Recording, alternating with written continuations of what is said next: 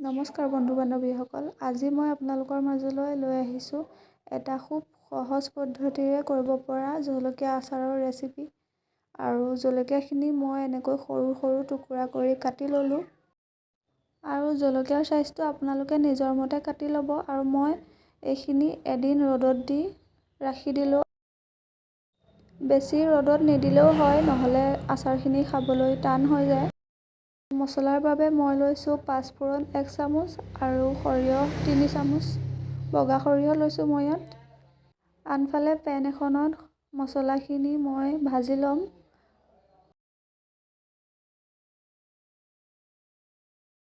বেছি সময় ভাজিব নালাগে, নহ'লে মছলাখিনি তিতা হয়। আৰু মছলাখিনি এতিয়া মই প্লেট এখনত নমাই থৈ ঠাণ্ডা হ'বলৈ দিম। আৰু সেইখন পেনতে মই মিঠাতেলখিনি গৰম কৰি ল'ম।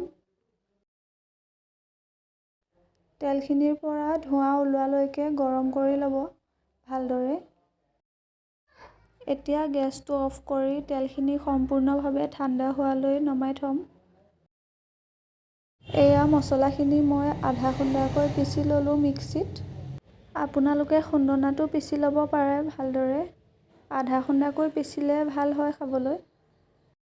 আৰু জলকীয়াখিনিত মই জোখমতে নিমখ আৰু হালধি দি লৈছোঁ। আপোনালোকে নিজৰ সোৱাদ অনুসৰি নিমখ আৰু হালধিখিনি ব্যৱহাৰ কৰিব। তাৰ ওপৰত মই পিচি থোৱা মছলাখিনি ঢালি দিলোঁ।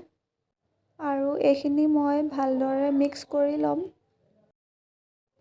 এতিয়া ইয়াত ঠাণ্ডা কৰি থোৱা মিঠাতেলখিনি এড কৰি দিম।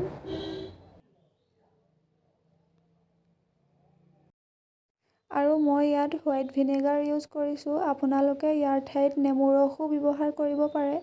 নেমু দিলে আচাৰখিনি অলপ টেঙা টেঙা হয়, খাবলৈ ভাল হয়। এতিয়া আচাৰখিনি আকৌ এবাৰ ভালদৰে মিক্স কৰি ল'লোঁ। আৰু আচাৰখিনি থ'বৰ বাবে এনেদৰে মই চিচাৰৰ বৈয়াম লৈছোঁ। আৰু বৈয়ামটো মই আগতীয়াকৈ ধুই শুকুৱাই লৈছিলোঁ ভালদৰে। কাৰণ বৈয়ামটোত পানী থাকিলে আচাৰখিনি বেয়া হৈ যাব পাৰে। আৰু এতিয়া বৈয়ামটোলৈ মই আচাৰখিনি ভৰাই দিছোঁ। আৰু চাব যাতে আচাৰখিনি যেতিয়া খাবলৈ উলিয়াব তেতিয়াও যাতে চামুচখন শুকান হৈ থাকে। পানী লাগি থাকিলে আচাৰখিনি বেয়া হৈ যাব পাৰে। আৰু সেইবাবে শুকান চামুচ ব্যৱহাৰ কৰিব। আচাৰখিনি বৈয়ামত ভৰাই মই 3 দিনমান ৰ'দত দি থ'ম। আৰু মাজে সময়ে ৰ'দত দি থাকিলে আচাৰখিনি ভাল হৈ থাকে। এয়া চাওকচোন, আচাৰখিনি দেখিবলৈ কিমান টেষ্টি লাগিছে, নহয়নে? আৰু মোৰ ভিডিঅ'টো যদি চাই ভাল পালে তেনেহ'লে লাইক এটা কৰি দিব। আৰু ছাবস্ক্ৰাইব কৰিবলৈ নাপাহৰিব। আজিলৈ আহিছোঁ, ধন্যবাদ।